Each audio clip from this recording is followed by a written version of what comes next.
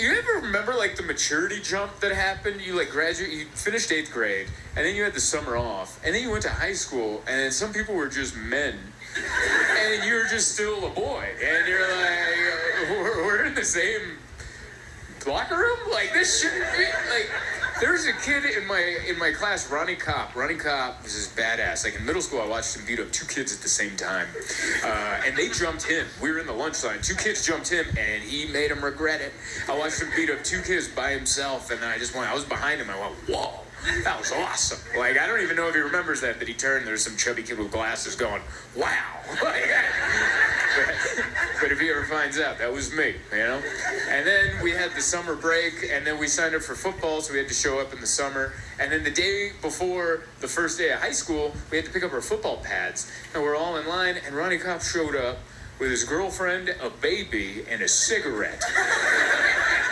And he was just over there, just, what's up, fellas? And he's like, here, baby, why don't you hold the baby? And then I was like, oh my, we were all like, no one's even touched our wieners yet. And he's already got a full baby and a cigarette, and he just picked up his pants and he left. And I was like, that's a man right there.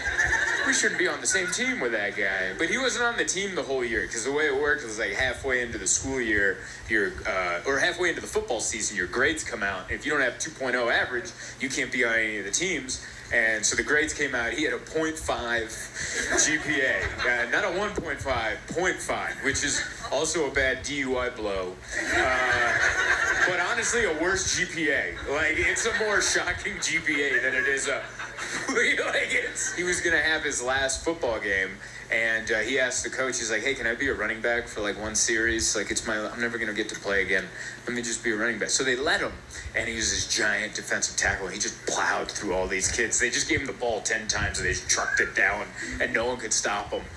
And that's when I saw one of the coolest things I've ever seen. I was on the sideline for the football game, and he did a run, and he came up the side, and this kid tried to tackle him, and he juked him, and then clotheslined him.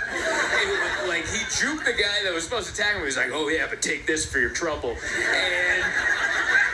And he got a penalty. They threw a flag, and they were like, unnecessary roughness. And my coach was like, what? On the ball carrier? You can't call unnecessary roughness on the ball carrier? And Ronnie was like, no, coach, I got it pretty good.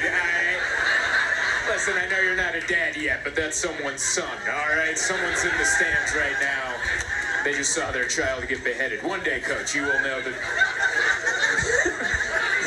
joy of having a son like I do.